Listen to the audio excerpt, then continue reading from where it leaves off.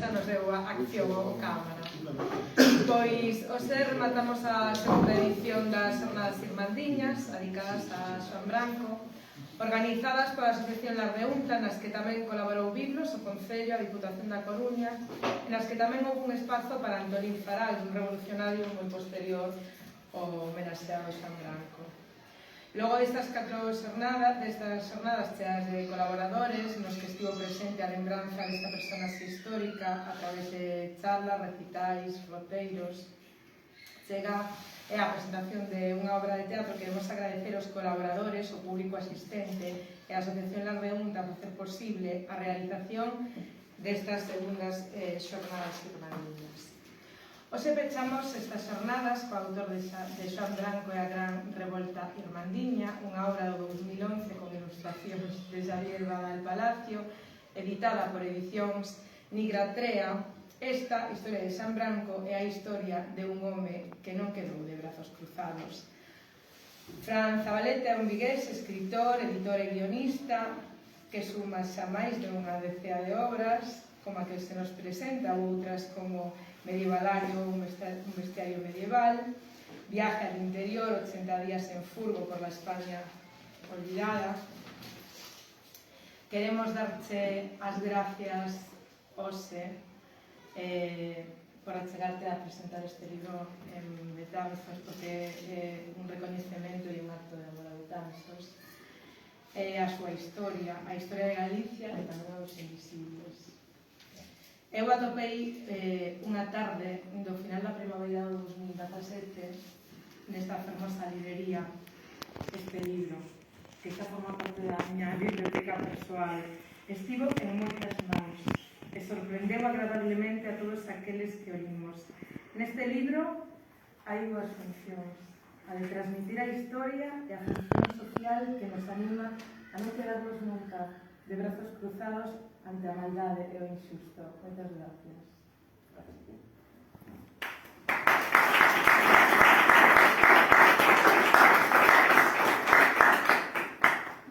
Pois moitas grazas, de verdade, polo recibimento, e grazas tamén a Asociación da Pregunta e a todos os que colaboraron nesta non presentación do libro, porque non vou presentar un libro que xa leva 11 anos nas librerías, pero sí agardo falar un pouquinho sobre Xoán Branco e sobre todo sobre o período no que Xoán Branco viviu. Si fora a falar de Xoán Branco, en 5 minutos rematábamos, porque, por desgracia, non hai moita información histórica sobre ele. Hai apuntes en diferentes fontes, pero moi poucos datos de certo. En realidade, de Xoán Branco sabemos 4 cousas. Sabemos, evidentemente, que foi betanceiro, que foi notario escribán da cidade. Sabemos que foi un dos impulsores da Gran Revolta Irmandiña, da Irmandade, da Gran Irmandade, da 1467, ainda que probablemente non empezou en 1467, depois falaremos disso. Sabemos que foi un home moi apreciado polos seus concidadáns, polos humildes, e que non tiña por que ser, ou mellor dito, que non tiña por que implicarse nunha loita que en gran medida non ia con ele. Sabemos que foi procurador nas Cortes de Salamanca, que conseguiu o título de cidade para Betanzos en 1466, cando foi non só iso, sino que conseguiu que Galicia tivera por primeira vez voto en Cortes. As Cortes, Galicia hasta 1466 estaba representado nas Cortes de Castela por Zamora. Non existía ningún diputado, ningún procurador galego que fora as reunións das Cortes. Isto é obra de Xoán Branco. E, ademais, probablemente tamén foi unha das razóns polas que Xoán Branco colleu Sona no seu momento. En calquera caso, sabemos isto e sabemos que era un home preocupado polas injustizas da súa época, moi preocupado polas injustizas da súa época. E sabemos, ou temos unha idea de como rematou a súa vida. tamén sabemos que era o único capitán general da Irmandade que pasou, por lo menos, os papéis históricos, que non era nobre, que era do terceiro estado, que era do povo, non? E isto é moi significativo. En realidade, temos 4 nomes que todos conhecemos de capitáns generais da Irmandade, que son Leo de Lemos, Pedro Osorio, Alonso de Nazós e Xoán Branco. Os outros 3 eran nobres da pequena nobreza, e todos con motivos moi particulares para meterse no lío dunha irmandade contra os seus propios nobres dos que eles formaban parte, non? Xoán Branco, ademais, foi o único que non tiña motivos espurios para entrar nunha irmandade e para loitar a favor da xente humilde. Todo isto que estou dicindo, que é moi pouquinho, o convertiría en calquera país europeo nun heroe popular, nunha figura como Robin Hood ou como outros, como incluso o rei Arturo, cos mitos de Camelot, etc. Pero aquí non, que fundamentalmente penso, bueno, aparte da pouco interese patrio galego con a historia, fundamentalmente non, porque non era nobre, incluso Robin Hood era de procedencia nobiliaria, e porque a súa vida, o seu máximo logro na vida, rematou mal. Aquí non buscan os perdedores, ainda que moitas veces na historia sexamos perdedores. Pero en realidad penso que debería ser un home recordado en todas partes, por lo menos en Galiza, e coñecido por todos os rapaces e por todos os adultos. Canta xente coñece en Galicia a Xoán Branco? Canta xente coñece en Galicia a revolta irmandiña? En realidade, o único que sabemos da revolta irmandiña son 4 nocións, porque agora estudian no colexio, que houve unha revolta no século XV en Galicia que durou 2 anos e foi a revolta irmandiña. Punto. A maior parte dos galegos non saben absolutamente nada máis da que probablemente, por menos na miña opinión, foi a primeira revolución burguesa de Europa, 300 anos antes da Revolución Francesa. Despois afondarei un poquinho máis en isto, a ver se estáis de acordo ou non estáis de acordo. En calquera caso, volvendo a Xoán Branco, era un home que o tiña todo, que non tiña ningún motivo para facer todo o que fixo, e que arriscou todo o que tiña para polos humildes, para mellorar a vida da xente. Pero como Xoán Branco era escribán, era notario, era un home acomodado. Pero como se chegaba a ser escribán? Como se chegaba a ser notario dunha cidade? Estamos falando do século XV, unha época na que a cultura é ágrafa. Xente non escribe, non lé, e, por lo tanto, aqueles que escriben e len son os depositarios da sabiduría. Son aqueles que fixan en papel os coñecementos, non son os coñecementos, fixan en papel as normas, as leis, os contratos de matrimonio, as doazóns, os contratos de foro, etc. Son aqueles que fixan a historia. Son homes, por lo tanto, respectados. Para ser escribán, nesta época, o primeiro, estudar, algo que xa non é habitual, por suposto, nos labregos, na xente humilde, pero tampouco na nobreza, e en moitos casos tampouco na igrexa, que estudiaban. Moitos entraban directamente por ser fillos sin saber nin sequera, por suposto, latín, nin escribir. O primeiro paso sería estudar nunha escola da igrexa, nunha escola eclesial, donde aprendían desde os 8 anos, máis ou menos, a ler e a escribir en latín. Ainda que xa estaba empezando a cambiar, ainda se aprende latín, que xa supón unha dificultade considerable con respecto á lingua que falas habitualmente, non? Despois se pasa, os que siguen estudiando, se pasa á Facultade de Artes, na que se estudia básicamente o trivium e o quadrivium. O trivium era gramática, gramática, retórica e lógica, e o quadrivium que hai cousas moi interesantes, aritmética, xeometría, bueno, é interesante, astronomía, tamén interesante, pero non vexo que forme moito para a vida diaria, e música.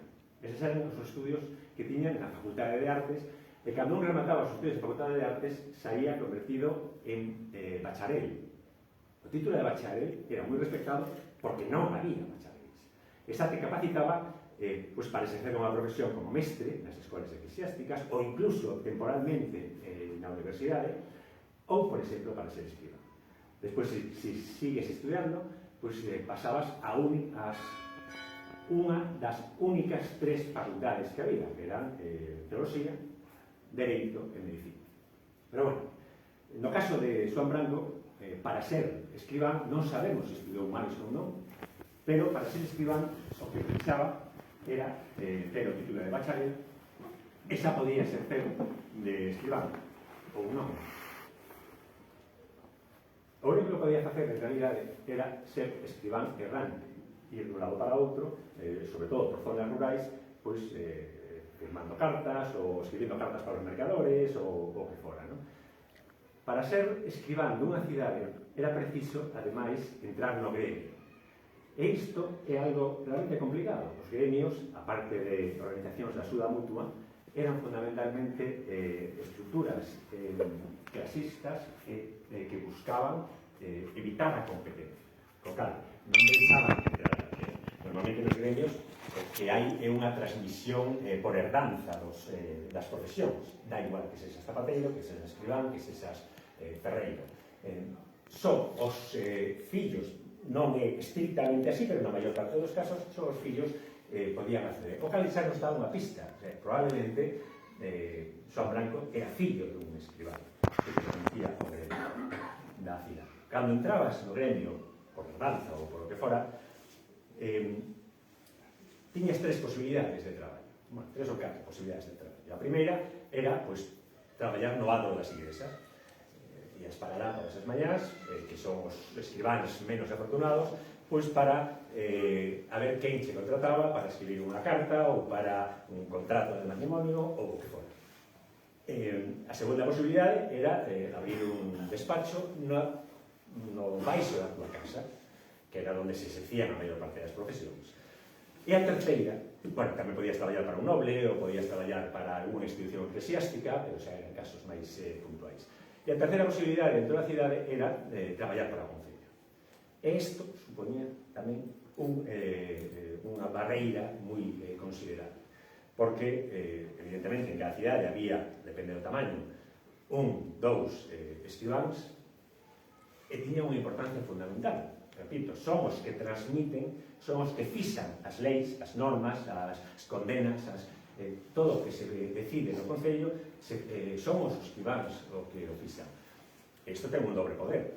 Ti podes escribir o que se acorda ou podes escribir calquera outra cousa. Co cal, o escribán había que levarse. Había que telo ben mantido. E ademais era un cargo real. Era o rei o que nomeaba o escribán de cada cidade. Non directamente, sino por mediación do representante real en cada cidade, que en este caso, en Betanzos, nesta época creo que era o señor das Mariñas, o señor de Suevos, que é o... como se chama? Non, perdón, non. Había 2 familias preparadas aquí, que eran os Andrade e o Pérez das Mariñas, non me acordo. Bueno, depois xa me mira o nome. San Pérez das Mariñas. San Pérez das Mariñas, non, pero bueno, xa me acordarei. Eran unha das as dúas familias neste momento poderosas. Bueno, calquera caso, cando Xoán Branco era escribán da cidade, quere decir que tiña unha posición social moi desafogada, que non tiña ningún problema económico, aínda que vivía nunha época profundamente violenta e profundamente necesitada e con fames frecuentes. Entón, por que Xoán Branco perde toda a súa seguridade e empeza a apoiar un movimento profundamente transgresor, como foi a Irmandade. E xa non en 1467, é que aquí en Betanzos non está do todo confirmado, pero hai moita sospeita de que en 1454 houbo unha previa Irmandade. Houbo un movimento de Irmandade que quizáis uniuse a unha Irmandade que houbo en Santiago de Compostela en 1458, cando os composteláns botaron fora da cidade ao seu arzobispo, trataron a irse meter de cosas nobles, etc. Bueno, hai sospeitas de que ambas Irmandades estiveron xuntas. Quero decir, xa desde moi cedo, Xoán Branco estivo apoiando os humildes en todas as fontes históricas nas que Chagábatanos se fala dele como un home generoso e entregado a causa dos humildes, non? Para entender por que Xoán Branco decidiu en algún momento da súa vida comprometerse ca xente máis humilde, hai que entender un pouquinho como foi o século XV. E aí creo que entramos probablemente no peor século da historia de Galicia. O máis interesante para nós, desde o punto de vista historiográfico, pero foi un século realmente brutal, tremendo. Por moita razón. Bueno, para empezar, como era Galiza no século XV? Pois, olvidadevos das cidades, en realidade, Santiago de Compostela tiña máis ou menos uns 8.000 habitantes, era a máxima cidade do reino. Coruña e Pontevedra rondarían os 6.000 habitantes, Lugo, Ourense e Tui os 2.000, e Betanzos, Vigo, Redondela, A Guarda e Baiona os 1.000 habitantes. Eso era todo o tecido urbano de Galicia. Non era nada. O resto é un territorio completamente rural, dominado por feudos eclesiásticos ou señoriais. O maior deles era a Terra de Santiago, que ocupaba boa parte da provincia da Coruña, de Lugo, de Ourense e de Pontevedra, chegaba ata Pontevedra, que pertencía ao arcebispo de Santiago de Compostela, e despois se repartían unha serie de lugares, non? Pero a maior parte do territorio era rural. Eran pequenas aldeas rodeadas de bosque e de campos, illadas do resto. Iso é importante para que despois imos falar. Imaginad que vivides nunha aldea galega de Lugo ou de Ourense en 1450, en 1460. O máis probable é que en toda a vosa vida non teñades ido máis aló de 10 kilómetros, 15 kilómetros, 20 da vosa aldea. Non só iso, ao mellor a unha vez a unha feira, pero unha cosa moi especial, non? Non só iso, vivides con 10, 15, 20 persoas que son as mesmas durante toda a vosa vida. Toda a información que recibides do mundo, toda a información chega a través do credo da vosa parroquia, normalmente tan ignorante como vos, e quizáis, de cando en vez, de algún pasaseiro que vai por aí despistado. Ese é o vosso paradigma mental, esa é a vosa estrutura mental. Así era a maior parte de Galicia no século XV. Só na costa, nas cidades, había algo máis de vida, empezaba a formarse xa nesta época unha certa burguesía con unha capacidade adquisitiva algo maior do habitual ata nesta Galiza do século XV decía que foi o século máis violento probablemente da historia de Galicia por motivos moi fundados. No século anterior, no século XIV, produciuse varias decisións profundamente negativas para Galicia, porque Galicia sempre apoiou o bando perdedor. Entre a guerra entre Pedro I e Enrique de Trastámara, Galicia, ou por lo menos as principais familias de Galicia, os reis nobres, apoiaron ao perdedor, o rei lexítimo naquele momento, que era Pedro I, non? Cando Enrique de Trastámara chegou ao poder, o primeiro que fixo foi cargarse toda a estrutura nobiliaria de Galicia. que estaba fundamentada nunha gran familia que en realidade era como o propio virrei, tiña unha estrutura feudal moi marcada e moi difundida por todo o territorio. Os Castro, era esta familia da que falo, que en realidade eran tan poderosos como o rei, ou moito máis en Galicia, e que tiñan unha serie de feudatarios extendidos por todo o territorio. Sí, unha estrutura piramidal, pero unha estrutura piramidal que garantizaba certa paz. Cando chegou Enrique de Trastámara, o que fixo foi eliminar os Castro e traer liñaxes foráneas. En concreto, dúas. O conde de Trastámara e os Sarmiento de Ribadavia, que converteu en adiantados maiores do reino. Esos eran as cabezas da nova nobreza galega. Debaixo deles, cada nobre ten que alimentar os seus feudos e as súas alianzas, e ten que crear fidelidades, e ten que repartir un montón de cargos, e o propio rei o fixo. Aquí en Galicia, a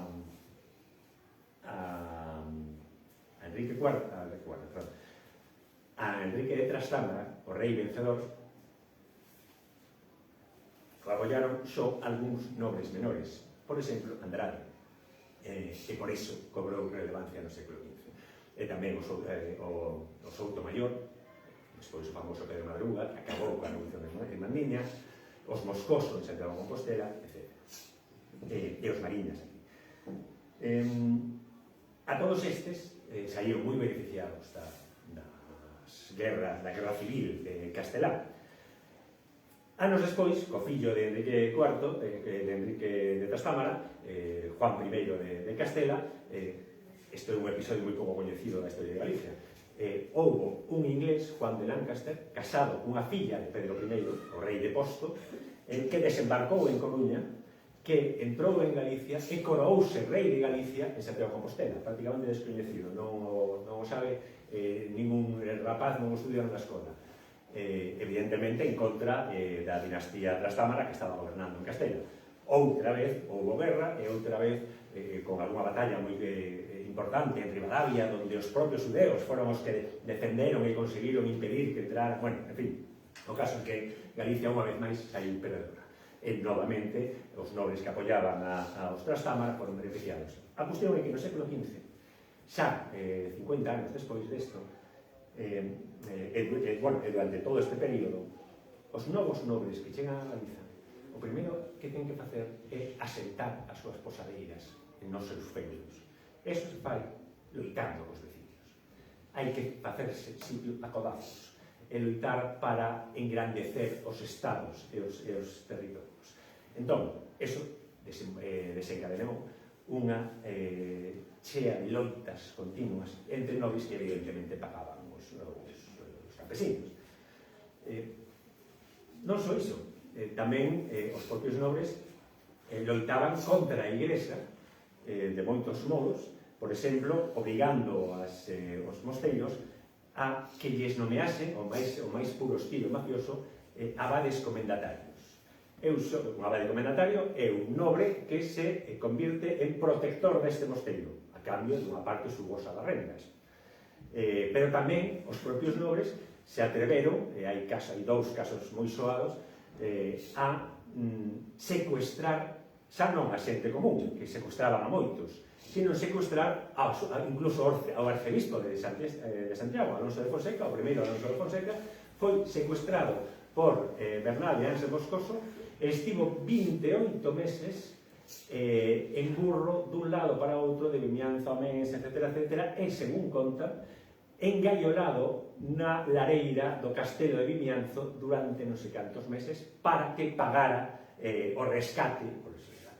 A violencia chegaba hasta estes extremos. Tamén outro caso coñecido é o de Pedro Álvarez de Sotomayor, Pedro Madruga, que apresou o bispo de Tui, Diego de Muros, e tamén o tivo dun lado para outro ata que cedeu. E de feito, cando Pedro Madruga fala nunha ocasión con Bernal de Ansel Moscoso, o que tivera prisioneiro a outro bispo, Pedro Madruga lle dicía que non teño moi claro que facer con este, etc. Se tes dúbida, lle dicía Bernal de Moscoso, mátao, que os mortos non fan. Se isto facía contra bispos contra arcebispos, o home máis poderoso de Galicia, imaginado que facían contra os propios campesinos. E, de feito, estes nobres non só loitaban contra os outros nobres para conseguir máis territorios, co que supón de matanzas de campesiños, de colleitas estragadas, etc. Tamén trataron de impoñer novas impostos e de recuperar vellos impostos que xa foran rexeitados, como a luctuosa. Sabedes o que é a luctuosa? A luctuosa é un dos impostos máis injustos que existía nesta época e que, de feito, todo o principio do século XV, houve unha hermandade na zona de Oia, no sur, en Bayona, loitando durante 30 anos para que eliminaran a loitosa. A loitosa era o imposto que o señor feudal, fora eclesiástico ou civil, cobraba de cada familia cando morría o cabeza da familia. Cando morría o cabeza da familia estaban obrigados a entregar o mellor animal de 4 patas, nunha época na que todo o mundo se morre de fame e como moito tes unha vaquiña ou un porco. No momento que máis sufres porque a cabeza da familia, que é o que pode traballar, pois cando morre e máis o necesitas, e cando te quitan o outro sustento, que é o animal, que é o que podes matar para comer ou para así. Bueno, pues isto foi moi loitado e intentaron os nobres no século XV intentaron revitalizalo e o puseron en moitos sitios. A cuestión é que, entre unhas cousas e outras, os nobres, claro, cada vez loitaban máis, cada vez saqueaban máis e cada vez tiñan menos. E tiñan menos por un motivo moi claro, porque se ti matas os campesinos, que son os que traballan para ti, xa non cobras as rentas. Co cal tes que loitar máis para conseguir novos campesinos. E peor todavía. Chegou un momento, nos anos 50 do século XV, 50, 60, na que xa non se contentaban con iso, porque cada vez eran máis pobres, os propios nobres eran cada vez máis pobres. Entón empezaron a secuestrar directamente a toda a xente que pensaban que tiña diñeiro, ou os propios mercadores. Os mercadores que viñan de Castela ou de onde fora polos camiños eran asaltados continuamente polos nobres ou por bandoleiros que os nobres tiñan alosados en castelos. Aquí hai un caso moi claro, coñecedes os Esquerdo. Pois alucino que non coñecedes os Esquerdo en Betanzos. Os Esquerdo era unha banda de foraxidos que tiña aterrorizada toda a comarca, que dependía do señor de Suevos. As abuchadas, evidentemente non as claras. Estes homes se dedicaban a solagar, a atacar toda a comarca con dos motivos. Para conseguir os diñeiros que puideran e para raptar a todas as mulleres brancas e de ollos azuis que atopaban, para envialas a Granada, os maulas de Granada, para os haréns, porque eran moi pagadas por elas. Os campesiños en Betanzos durante estes anos tiñan que sair da cidade para ir a traballar os campos en grupos de 100. Si non, eran atacados por os homes armados dos propios nobres que en teoría tiñan que manter a orden e a paz. Esa era a situación nesta época. De feito, teño por aquí unha... Bueno, a maior parte destas cousas sabémolas porque por unha casualidade histórica que é moi vendida, non?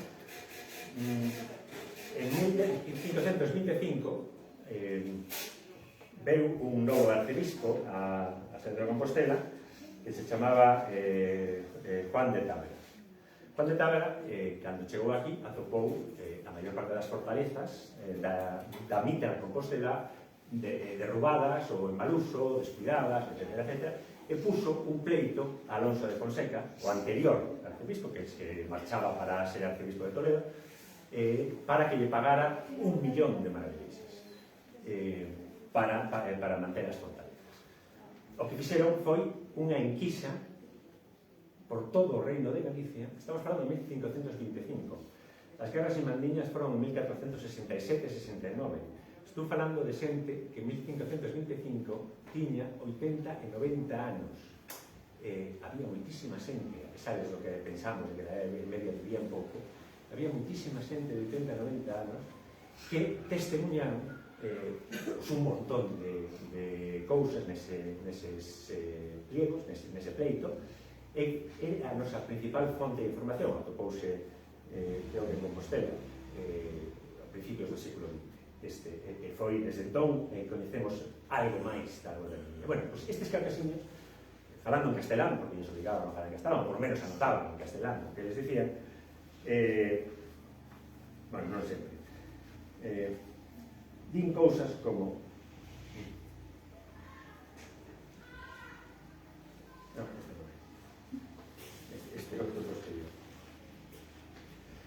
hubo muchas guerras entre caballeros y otros prelados, unos y otros, en que unos robaban los vasallos y tierras de los otros, y los otros de los otros, y se cometían muchos robos y muertes de hombres y fuerzas. Outro, labrego di, non ousaban as xentes andar por los caminos.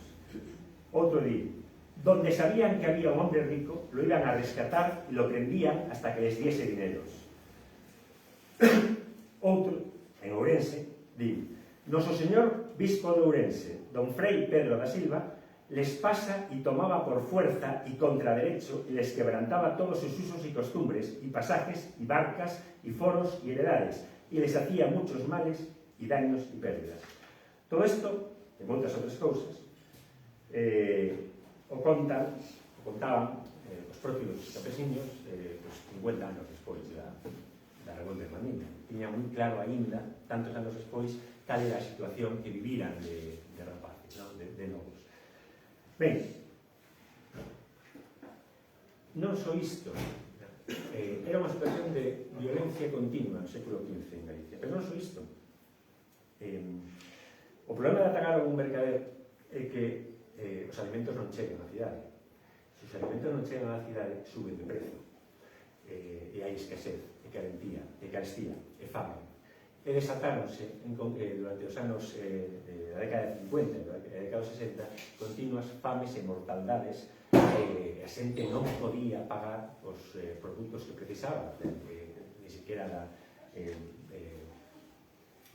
salvo os que tiñan a propia obra. Todo isto creou un ambiente social tremendamente frustrante para a poboación. Pero ainda máis, normalmente cando hai fame, o corpo humano debilítase. En 1466 produciuse en Galicia unha das máis graves pestes que se recordan, donde milleiros de homes, dito por algún testimonio, é curioso porque fala de homes, e nenos, e mulleres, e nobres, como se os nobres non foran homes, outra cousa. Foi xusto o ano antes da Revolta de Mandiña, 1466, o cal é bastante significativo. Ben, esta era a situación de Galicia, pero esta situación en realidade pasou en moitísimos outros sitios do mundo durante moitos outros tempos e non se produciron revolucións.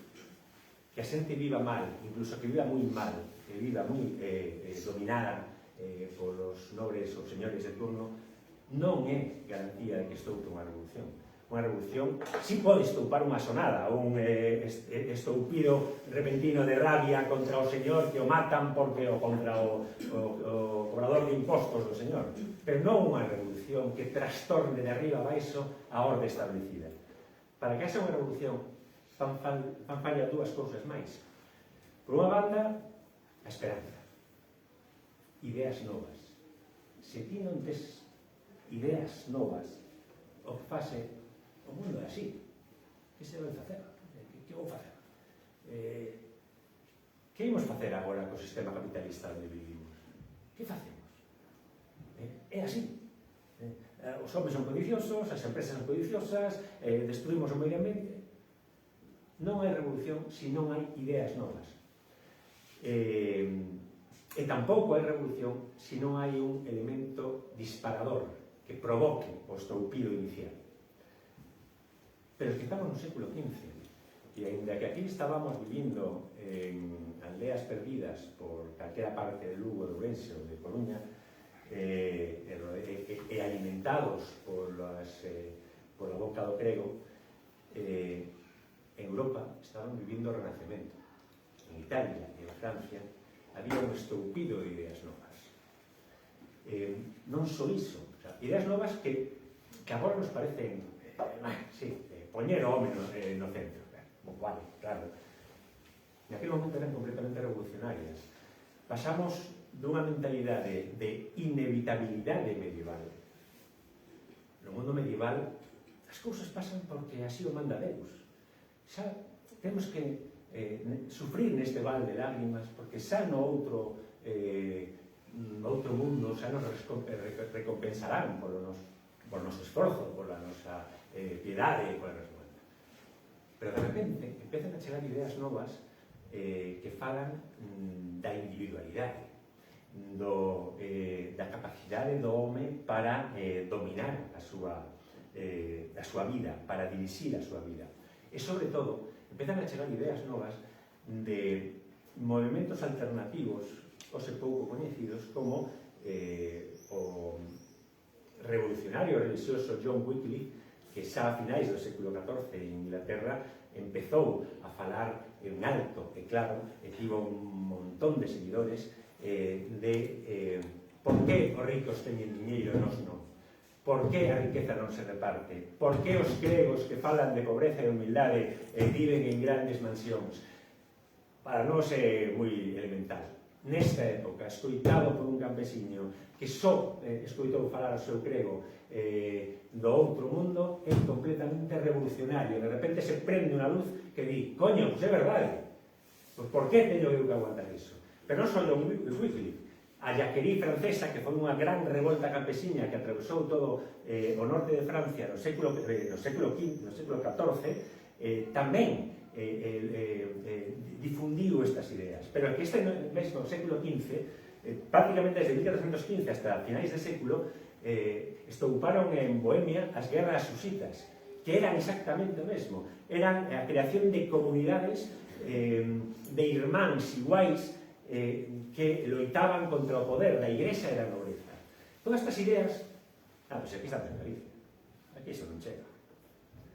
Todas estas ideas chegaron por o principal camiño revolucionario de Europa, o camiño de Santiago, que lonxe do que nos teñen feito creer, non era fundamentalmente un camiño religioso, ou por menos non era só un camiño religioso. Fixadevos nunha cousa. Todos coñecedes xente, seguro, ou vedes nas redes, que hai xente que colle a bici e se vai dar a volta ao mundo en bici, ou que se vai andando, ou que se vai en moto a recorrer as selvas de non sei cuánto. Oxe, iso tamén pasaba no século XV. Non sei onde lera que hai un porcentaxe fixo en todas as sociedades, así era un 4%, cousas así, de xente inadaptada, de xente que non é capaz de quedarse nesa pequena aldea escuitando toda a súa vida a mesma xente, vendo toda a súa vida a mesma xente, sino que precisa coñecer algo máis. Son os máis inquedos, os máis curiosos, os máis arriscados. O Camiño de Santiago nesta época era un camiño realmente duro. Tardábase, depende de onde saíras, podías tardar un ano cheo de perigo, non como agora, que tes hotéis en cada 3 metros. Non. Era un camiño no que non sabías se ias volver. Estaba cheo de bandoleiros, estaba cheo de perigos e de posibilidades. Que mo facía? Era a excusa perfecta para todos estes espíritus inquedos para escapar, ademais, moitas veces que a bendición da propia Igrexa. Vas a Santiago para dar gracias ao santo pola que salvou a colleita, ou para pedir perdón porque estragou a colleita. Sí, vou, encantado, vou. Había xente religiosa, evidentemente, que viña a Santiago por fe, pero había moita xente tamén que viña por escapar do seu entorno e se encontraban por camiño. E esa xente, probablemente, é especulación miña, pero parece un argumento bastante lógico, foi a que trouxo a Galicia, a través do Camiño de Santiago, estas ideas. Con cal temos unha situación penosa desde o punto de vista social, económico, con pestes, fames, violencia, etc. E temos novas ideas. Cando estas ideas empezan a difundirse, e teño para min que Xoán Branco foi un destes personaxes, non só el, hai un grego compostelán, Vasco Martins, que tamén hai alguna testemunha que escribiu as súas palabras, un coengo da Catedral de Santiago, que xa 10 anos antes escribía ou falaba de que si lle quitáramos os nobles as mulleres que cuidan as súas crías, extinguíanse, porque son unha raza de inútis. Dito por un grego, un coengo nada menos da Catedral de Compostela no século XV. Bueno, pois probablemente homes como Xoán Branco, Vasco Martins e outros moitos no reino empezaron a falar destas cousas, a difundir estas ideas. Pero falta, dicía antes, o disparador. Vale, temos unha situación desastrosa, temos novas ideas, pero ten que haber algo que impulse a xente a alzarse agora, xusto agora, e non 10 anos despois ou 10 anos antes.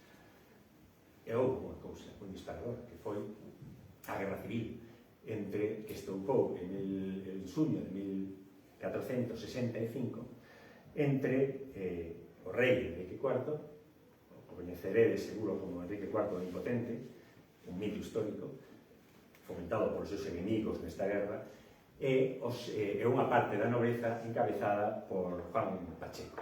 Juan Pacheco era, Marqués de Villena, era un dos favoritos reais, era o favorito real, o home de máis poder. Enrique IV era un home moi indolente, que eso de tomar decisións costaba de moito, ele prefería vivir a musulmana, isto é, rodeado de placeres e demais, isto de gobernar, que es que che diga, é moi canso. Entón, delegou durante moito tempo no Marqués de Villena, en Juan Pacheco. Ata que apareceu polo medio outro que conquistou os favores do rei, que é Beltrán de la Cueva. Coñecedes vos soa Juana de Beltraneja? Bueno, Beltrán de la Cueva gañou no corazón do rei o poder, e entón o outro empezou a moscarse, empezou a maquinar contra este, e directamente, cando veu que non podía facer nada, contra o rei, e de feito, por iso acusou a Enrique IV de ser impotente. Bueno, Enrique IV estivera 12 anos casado, 12 ou máis, non recordo exactamente, con Branca de Navarra, non tiveran fillos, prácticamente non tiveran relacións sexuais, que se salva. Isto salse, porque cando un matrimonio real se xunta, a primeira noite teñen testigos. Bueno, pois neste caso parece que non houve nada de nada, e casara de segundas nupcias con Isabel de Portugal, da que tivera unha filla, despois de moito esforzo tamén, que se chamaba Juana. Bueno, pois a xente, o Marqués de Villena, e os seus seguidores empezaron a acusar a Juana de ser filla de Beltrán de la Cueva, e Juana de Beltraneja. O caso é que en xuño de 1465 montaron unha farsa en Ávila coa que destituíron o rei, o que chamaron puto, que fixeron unha efigie de pasa, tiraron, etc. E nomearon rei a Afonso, o irmán pequeno de Isabel la Católica, a que despois foi Isabel la Católica. Vale, isto foi unha guerra civil. Nunha guerra civil evidentemente, unha guerra civil en toda Castela, non só en Galicia, provocou unha serie de mortaldades, de batallas, de encontros que recrudeceu a situación anterior. Esa foi a oportunidade. De feito, un mes antes de que... Un mes antes... un ano despois de que estoupara a Guerra Civil en 1466, Xoán Branco foi a Salamanca, as Cortes, e foi aí onde conseguiu, bueno, probablemente aí xa pediu a irmandade ao rei Enrique IV no nome, pois probablemente das Mariñas ou da comarca, non? Moitas outras localidades, Ourense tamén hai documentos de procuradores que foron pedir a irmandade, etc. Nese momento,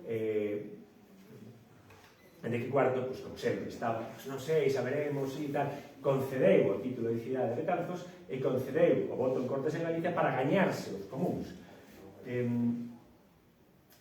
Porque a Enrique IV e a ninguén rei que interesa conceder unha hermandade. A hermandade non era nova. A hermandade levaba en toda Castela, surdía hermandades, pues, prácticamente non, desde o século XI, creo que a primeira foi en 1085 en Sahagún, depois unha en Compostela en 1117, contra o arzobispo de Selmírez, etc. Que é unha hermandade?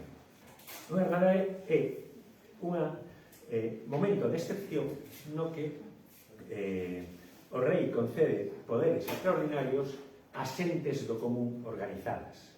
Para que? Que se convirten na máxima autoridade en calquera zona. Hai hermandades locais, nunha vila, e hermandades xerais, como esta, que afectan a todo un reino. Les concede poderes para poderes que están por riba de todos os nobres da zona, de todas as autoridades eclesiásticas tamén da zona, para que impoñan a paz. Os reis non lles gusta conceder irmandades porque basicamente supón un recoñecemento da súa propia impotencia, da súa propia incapacidade de impor a paz, que é a súa principal función. E ademais supón deixar en mans de burgueses, labregos e demais un poder que non lles corresponde na estrutura mental feudal. En o caso de Enrique IV, pero tamén desde os últimos séculos, XIV e XV, os reis apoiaban cada vez máis na burguesía para contrarrestar o crecente poder dos nobles. Entón era un xogo de un equilibrio, un xogo de poderes moi complicado, entre podemos, non podemos, deixamos, non deixamos, concedemos, non concedemos. Neste caso, pues, o rei IV... sabedes como é a estrutura dunha hermandade? Bueno, sempre a mesma. Ten que haber unhas capitulacións, unhas leis polas que se rige. En caso da Gran Hermandade son moi parecidas ás da Irmandade de Fuensalida en 1467, pero bueno, de eso falamos despois e tal. Uns capítulos que establecen para que se forma e cales son os seus poderes. Despois hai unha xunta de Irmandade xeral que é a que goberna todo a estrutura. Baixo esa xunta, depende do tamaño da Irmandade, baixo esa xunta hai xuntas locais ou comarcais ou provinciais e hai, debaixo, en cada localidade, hai alcaldes e cuadrilleiros. Os alcaldes son, que portan vara de xustiza, son a máxima autoridade dunha hermandade e dun territorio. Os cuadrilleiros, hai discusións historiográficas, non se sabe se son os soldados ou os capitáns de soldados. En calquera dos casos son os que se encargan de impor o novo orde e as leis ditadas polo alcalde ou polas xuntas. Depois hai outro cargo que son os deputados, que son a xente de cada comarca elegida que vai a xunta local ou a xunta xeral, e os procuradores, que son os personaxes especiais que son nomeados como Xoán Branco para ir a falar co rei, para ir a conseguir establecer, etc. Esa é a estrutura básica dunha hermandade sempre. Neste caso, bueno, aí xa me adianto. Entón, estábamos falando de que estou estendendo moito, imos ben. Estamos en 1965, 66, Castela está en guerra, exércitos nobiliarios atacan aquí para lá, Galicia está en guerra, uns apoian a uns e outros apoian a outros. En esta época, entre 1465 e 1467, probablemente, eu chamolle o período da Irmandade Escura.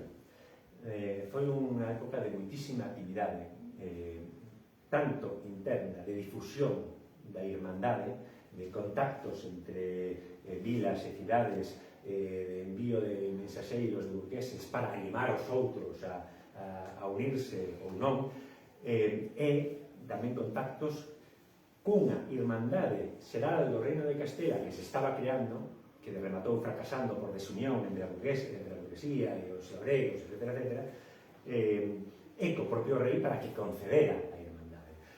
Irmandade Escura porque son 2 anos nos que non aparece prácticamente nada na historiografía, pero que homes como Xoán Branco, que conseguira o voto en Cortes, que conseguira o título de cidade para Betanzos e gañara moita zona entre os campesiños que veían que defendía o seu, pois probablemente un dos personaxes que máis se encargaron de difundir ou de negociar. A veces era un home culto, un home que sabía escribir e ler e que tiña contactos probablemente con mercadores de outras vilas e de outras comarcas, ao que foron tecendo unha rede. Esta rede é fundamental, sin ela non se entende a revolta irmandiña, porque que pasou? En 1467, no peor momento da Guerra Civil, non sabemos exactamente por qué, Enrique IV decide aprobar a irmandade. A partir de aí, en 3 meses, isto foi unha tolería completa. En marzo reuníronse milleiros de labregos, de burgueses, de nobres, en Melide, e formouse a primeira xunta xeral da Irmandade do Reino de Galicia, xa independente de calquera outra que houbera. Nesa mesma xunta de Melide, os novos alcaldes, procuradores e cuadrilleiros estableceron que todos os nobres galegos, moitos dos cales estaban ali, tiñan que entregar as súas torres. A torre para o galego era o símbolo da opresión, precisamente porque falaba antes, porque alosaban a bandidos como os esquerdos aquí, e en moitos outros sitios directamente os señores, pois mira, no castelo da Rochaforte, que está a 2 leguas ao sur de Santiago de Compostela, xa mismo que estaba. Tiña posta un cesto de palla no camiño que viña de Padrón, directamente todo o que pasaba por aí sabía que tiña que deixar unha parte do que trouxera, porque senón o asalteaban directamente. Bueno, isto que viña. Vale, que as torres eran na imaginación colectiva o principal enemigo, non? Era a fonte de opresión. Co cal, na propia xunta de Melide se exixiu os cabaleiros que entregaran as torres. Estos dixeron, bueno, pero es que eran milleiros de homes e mulleres, milleiros nunha época en que non había presente. En 3 meses, e isto foi o sorprendente, por iso digo que tivo que haber necesariamente unha irmandade oscura previa, en 3 meses levantáronse, según as fontes, esa que ia de antes era a que o comentaba,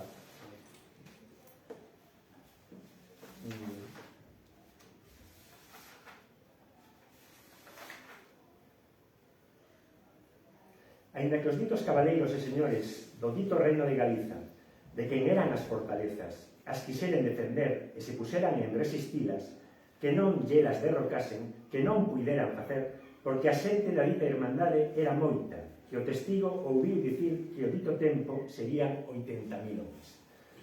É a única cifra que temos tan sospeitosa como todas, porque isto comenta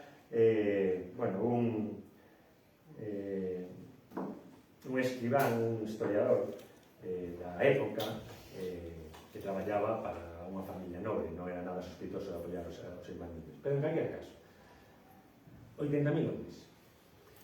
Nunha Galicia rural, con os camiños nefastos, que de repente se alzan prácticamente a vez desde Ribadeo ata Bayona, de Betanzos en Coruña ata o extremo de Ourense. Por todas partes, empezando o 25 de abril de 1467, recordades antes que vos leía un textiño no que falaba dun obispo de Ourense que sometía a xente a moitas imposicións, exaccións e tal? Pois foi o primeiro castelo. Os primeiros que se levantaron en contra dun castelo, do Castelo Ramiro de Santiago de Compostela, foron os de Ourense que arrasaron o castelo. E a partir de aí desatouse unha vagada de destrucción de castelos por todas partes. Tiña que haber xa unha previa organización de alcaldes, cuadrilleiros e unha difusión das ideas para que en prácticamente 3 meses chegaran as noticias dun lado ao outro, en todas partes a vez se levantaran, se ergueran contra os castelos. Que, por certo, cando falan de derrubar castelos, non é exactamente derrubar castelos. Algúns o derrubarían. Contan, non se sabe a cifra exacta, pero falan de 130 ou algúns outras fontes 150. Falan que só o Castelo de Pambre foi o que quedou enteiro, todo o resto das torres de Galicia foron derrubadas. O que queren decir realmente que foron desmochadas, que perderon a súa capacidade defensiva, porque tiraron algúns muros, porque derrubaron as portas, etc. Quedaron inutilizadas a súa función defensiva, non que arrasaran con todo e quedaran só pedras, non?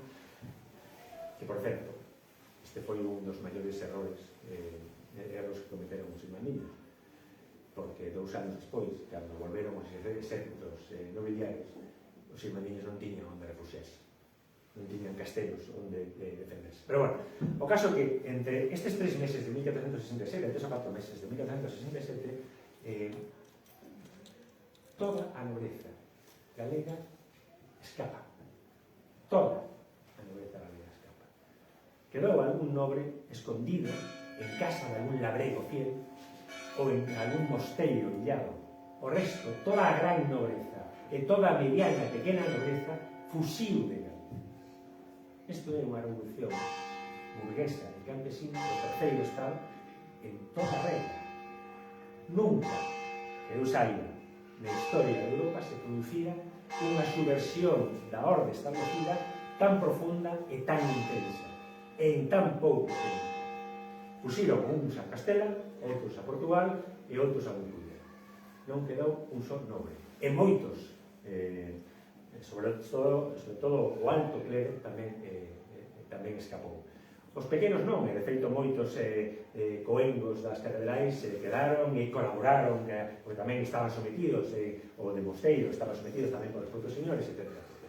Pero, repito, porque é brutal, toda a nobreza galega escapou. Que pasou? Fíxose a paz. Hai un testemunho, unha testemunha escrita contada por un campesino da época, que fala, incrédulo, de 2 cousas. Fala, os bandoleiros florecían dos carballos, colgaban dos carballos, aforcados polos cuadrilleiros que os perseguían. A Irmandade foi dura, impuso a paz, pero impuso a paz en tempo récord. E hai outro testimonio que fala de algo que era completamente imposible apenas 3 meses antes, pero completamente impensado para ninguén, que un mercador, o fala así textualmente, cargado de ouro, podía entrar por Zamora e chegar ao outro extremo de Galicia sin que ninguén lle tocara. Puseron a paz, e puseron a paz nas vidas. En Santiago hai testemunhas que falan de asaetear a un home por roubar. Conseguiron impor un clima de paz e baixaron os prezos, e reduciuse a inflación, e volveu a florecer o comercio durante moi pouco tempo. En 1468, o ano seguinte, produciuse o fin da guerra castelá. Básicamente porque Enrique IV baixou os calzóns e decidiu no pacto de Toros de Guisando, decidiu que a súa filla Juana da Ventraneja non sería a herdeira, sino que a herdeira sería Isabel a Católica, a súa sobrina. Co cal acabouse a guerra, e unha vez que acabou a guerra, todos os nobles que fuxiran de aquí cos seus exércitos para escapar e para lutar a favor de uns ou de outros, viron a oportunidade de volver. E, de feito, se organizaron 3 grandes exércitos, un que chegou dirixido por a todos vos soa Pedro Álvarez de Sotomayor, Pedro Madruga, non? Bueno, Pedro Álvarez de Sotomayor, ata 1468 era coengo na Catedral de Tui. Estaba estudando para coengo, porque o seu irmán Álvarez Llane era o cabeza de familia, esperaba que fora durante moito tempo, era segundón, e ademais medio bastardo, non se sabía moi ben de onde saía. Entón, bueno, o caso que Susto en Tui, mentres os irmandiños trataban de asediar Tui, que foi unha das cidades que máis tardou en ser conquistada, morreu o irmán, e quedou Pedro como cabeza do señorío. Escapou a Portugal, ali debía ser un home claramente avispado, casou con unha muller portuguesa moi cercana ao rei, e a partir desde aí, pois todo foron parabéns, bueno, despois a nomearon conde de Bayona, etc. Pero bueno, que lle deron homes, lle deron forzas, que lle deron. E aí aliouse co que despois sería o seu maior enemigo, Alonso de Fonseca, arcebispo, o primeiro arcebispo de Santiago de Compostela. Un primeiro exército entrou polo sur para recuperar os territorios perdidos, e dous exércitos máis entraron por Ourense, non sei se por Ourense por Lugo, sí, un por Lugo, dirixido por los Lemos, e outro por Ourense. E entón pasou dos castelos, os campesinos, os cuadrilleiros estaban organizados, pero non tiñan, vamos a ver, eran campesinos, non estaban acostumbrados a entrar, estaban acostumbrados a atacar un castelo e a derrubalo, que defendido por 10 homes, pero non enfrentarse a un exército de miles de soldados adestrados e ademais habituados á guerra porque viñan dunha guerra civil. Houve 3 grandes batallas na que os 3 capitáns generais nobres, os 3 capitáns generais nobres que por rencillas se pasaran o bando irmandiño e dirixían os exércitos irmandiños porque eran os que tiñan experiencia, os 3 traizoaron os irmandiños. Os 3 pactaron en segredo con uns ou con outros, co arcebispo, con os Andrade ou con non sei quanto, e os 3 no momento crítico do combate, dos combates, un foi en Santiago, outro no norte e outro polas terras de Lemos, pois abandonaron o bando, desmoralizaron a poboación e pois os irmandiños foron derrotados. Ainda houve algo máis. Houve o último reducto que se cree que resistiu os irmandiños foi unha torre hoxe en ruínas ou inexistente na Lanzada, a Torre da Lanzada, que ali se reuniron os últimos irmandiños antes de aguantaron 2 ou 3 anos máis. Tamén a cidade de Coruña, me está facendo información, non sei se resistiu ata o final ou non, pero bueno, tamén a cidade de Coruña resistiu hasta o ano 70, creo, etc. Pero a guerra se estaba cantada e os irmandiños foron derrotados.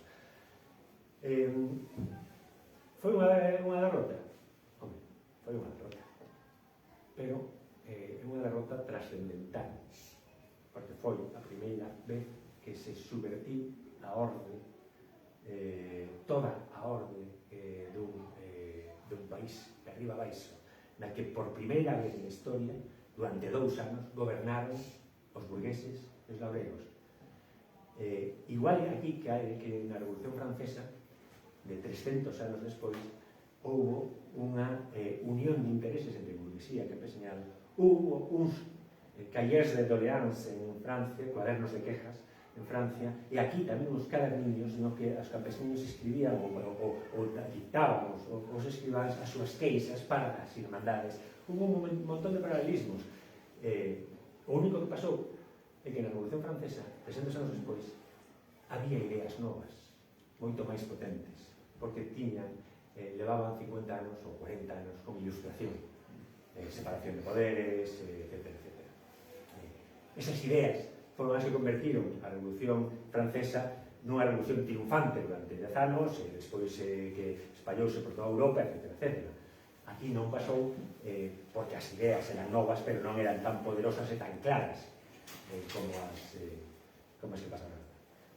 E que pasou con Xoán Branco? Pois en todos os papéis das testemunhas que 50 anos despois declararon no pleito de Távora Fonseca, falan del como un home bo, como un gran capitán, como un home preocupado polos humildes. E di un home que a mí me preguntan que pasou con ele, que non vivía porque o mataron, e non sabemos ni como mataron, ni onde, ni por qué. Pero non costa moito imaginar que cando volveron os señores se encargaron de librarse de todos os cabecines, os nobres os mercaron e os outros os mataron. E cando matan o heroe non pasa a historia. Así que sinto moito, pero Xoán Branco non pasa a historia. E iso é o que teño de decir.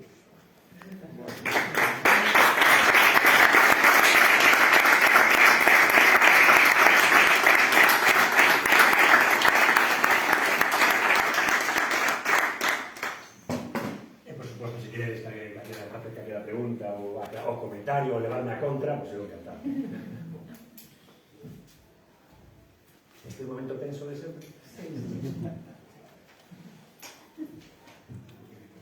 Eu teño unha pregunta, non? Porque cando me atopei con este libro que se me hace unha volta todo, e en que momento apareceu Xoán Branco no teu camiño e por que te decidiches a escribir esta historia? Pois, por non exactamente por qué, pero estaba interesado, sí, levaba tempo interesando por os Ismandiño, pensando en escribir unha novela, que, por certo, hai unha novela na que fala do que Xoán Branco, ten unha novela miña na que Xoán Branco é protagonista, bueno, un dos protagonistas, que fala da Irmandade de Santiago de Compostela en 1558. A idea inicial era escribir unha trilogía, pero depois cansei. Pero eso sí, de contar toda a Revolta de Mandiña, pero ao final cansei. Bueno, estaba interesado na Revolta de Mandiña e sempre me atraeron máis os humildes que os nobles, entonces me fixei iso. E, por certo, hai algo que comento neste libro que eu quero pensar que é verdade. Falan de 80.000 homes que se levantaron en armas contra os gabregos. 80.000 homes dunha poboación estimada de 100.000, pouco máis.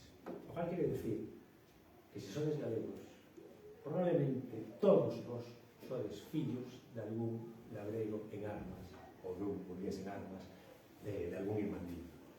Claro, mira, por menos algo temos, non?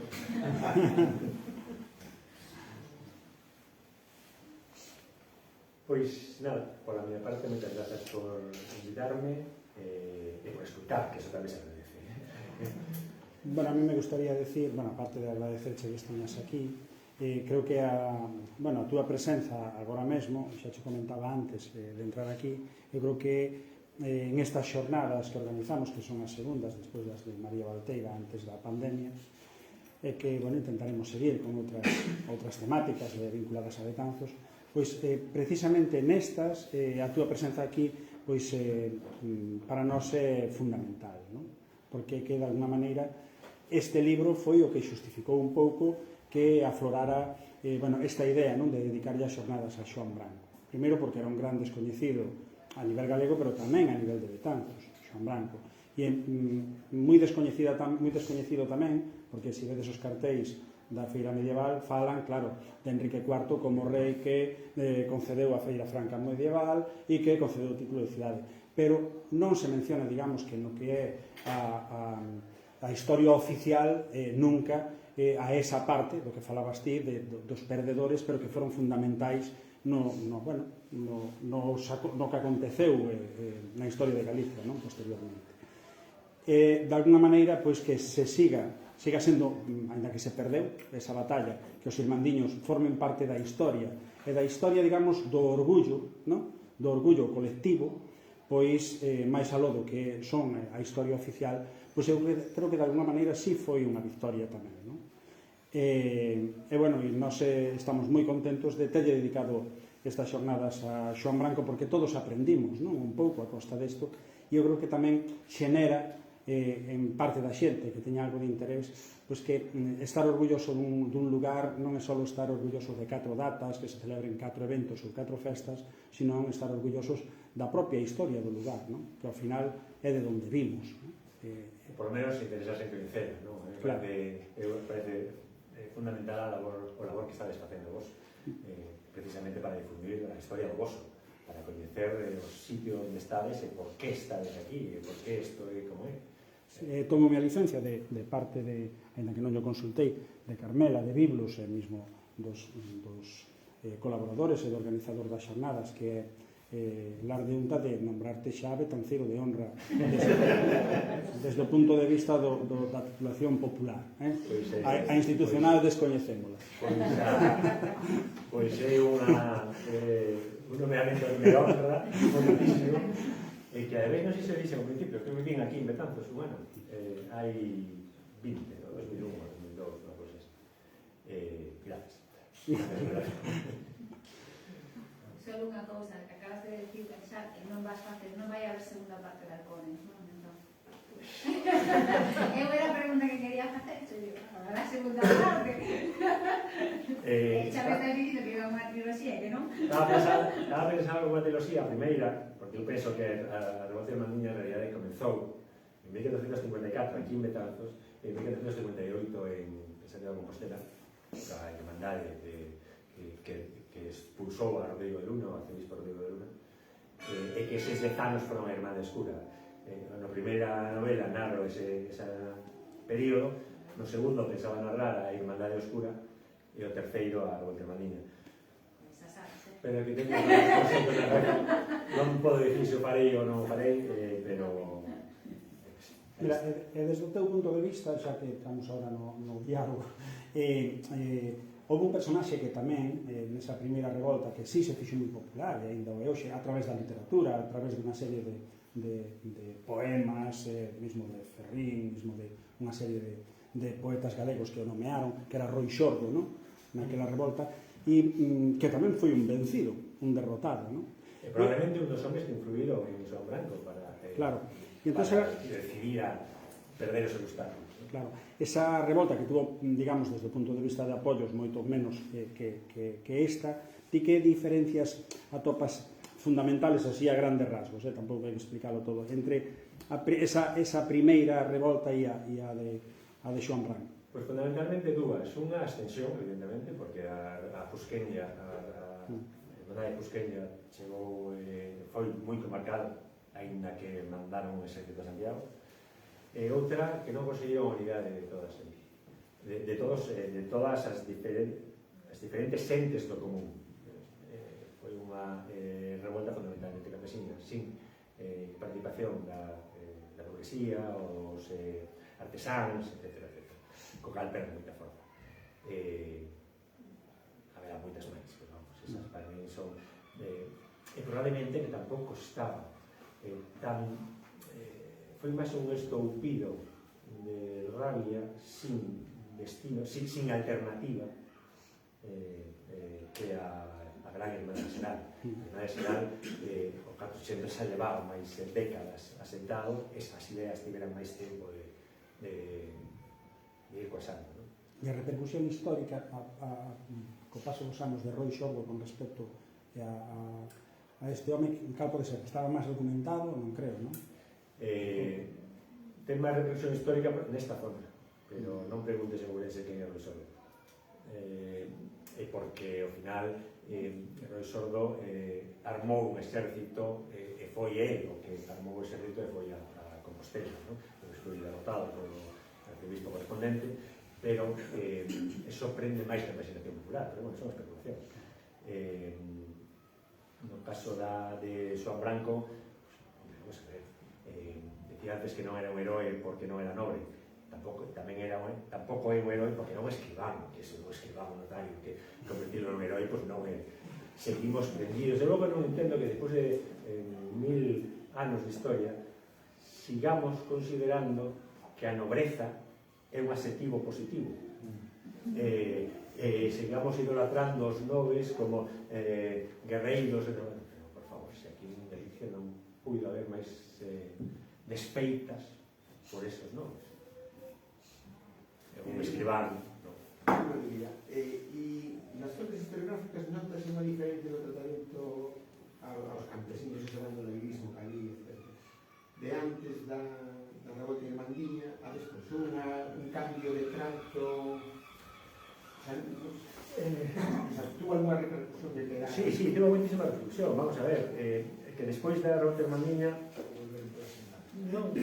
non exactamente, volveron por as andadas e houve unha nova guerra, fundamentalmente entre Pedro Sotomayor e Alonso de Fonseca, pero inmediatamente despois, que formaba parte da guerra civil que estoupou entre Juana de Beltraneja e Isabel de Castela, porque Juana de Beltraneja fora desposada injustamente da súa herdanza, non?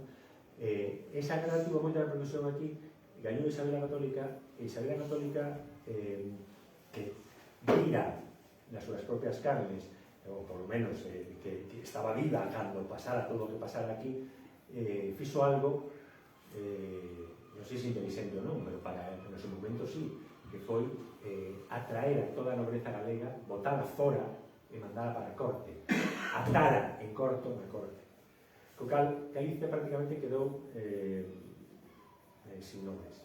De feito, os que quedaron foron os fidalgos, que foron, a partir do século XV, XVI, XVII, os que eran, os nobles estaban en Castela, seguían sendo os feudatarios, os propietarios dos feudos, pero os intermediarios eran os fidalgos. Por eso aquí a fidalguía tivo muitísimo poder, e prácticamente non hai nobles en Galicia nos séculos XVI, XVII, XVIII. Entón, tranquilizou a situación. E os labregos sí foron moi tratados, pero por motivos moi espurios.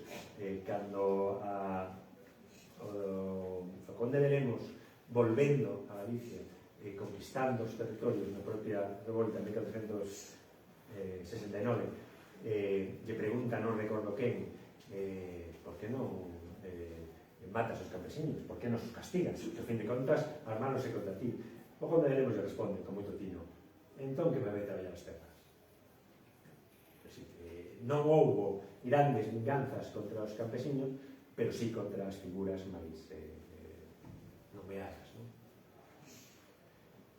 Eso que podo responder. Bueno, teño unha teima, non? Sempre presentámonos como os perdedores, nas contendas sí que perdemos, non? Pero para que haxa contenda sí, ten que haber movimento. Ten que haber unha sociedade avanzada, non? Unha estructura social capaz de desplazar marchas a nobreza, substitúes un modelo social por outro. Ten que haber moita forza social e as ideas teñen que ser moi sólidas. E ti atribúelo ao Camiño de Santiago, obviando que Galicia como país, sobre todo na Idade Media, un centro, non? Está no centro do Atlántico, non? Entón, parece que o máis lógico sería que as ideas innovadoras entrasen por esa vía. É unha teima, sabes? É dicir, o mismo feito histórico velo de outra maneira. Fomos capaces, esta sociedade, como esa remate, é como un minifundismo, non? Somos uns calamidades, porque o noso país é minifundista. Non, o noso país é minifundista, porque nos séculos XVI e XVII, en ninguna parte do mundo, ninguna sociedade conseguía a rentabilidade ou a productividade da terra que había en Galicia. Por eso se puderon dividir as fincas. É outra forma de verlo. O século XVII, que foi un século de crise xeral en Castela, con fames continuas, pestes, problemas económicos gordísimos, en toda España, menos en Galicia, precisamente porque fomos os primeiros que introducimos o cultivo da pataca. A pataca substituiu a castaña e convertiuse na fonte de alimento principal e evitou a fame. Tanto o conseguiu que por que Galicia está chea de iglesias barrocas? No século XVII, no século XVIII, Galicia está rebosante, a propia Catedral de Santiago de Compostela, e todas as vilas pequenas teñen unha iglesia barroca, porque había tal riqueza que a iglesia podía exaccionar todo o que quería. Esas iglesias pasaban aos campesinos. Sí, pode que teñas moita razón. Eu apunto unha tese, pero teño claro que que pode haber moitísimas outras fontes por as que chegaban, outros camiños por os que chegaban esa información aquí. Eu penso que o camiño de Santiago foi clave na historia de Galicia, non polo que contan, non polo que pasou do románico ou gótico no seu momento, que tamén, sino porque conseguiu o fixo que Galicia non estivera illada, sino que en moitos casos chegaban as ideas antes aquí que a Palencia, ou a Palencia non que estaba no camiño, pero a Córdoba, ¿no? Pero evidentemente, bueno, antes moitas o que non teño testiguado que houbera relacións, si había relacións comerciais por barco entre Galicia e Inglaterra, por exemplo, pero non teño estudiado moito a intensidade desos intercambios, pero probablemente tamén. Falando de Inglaterra, antes falaba de John Wycliffe, que no século XIV tivera no sur de Inglaterra unha gran trascendencia, probablemente moitos mercaderes de moita xente que viñera de Londres para aquí, ou de Portmont, ou de fora, trouxeron esas ideas, como trouxeron os soldados napoleónicos as ideas de liberdade e igualdade, ainda que era un exército opresor.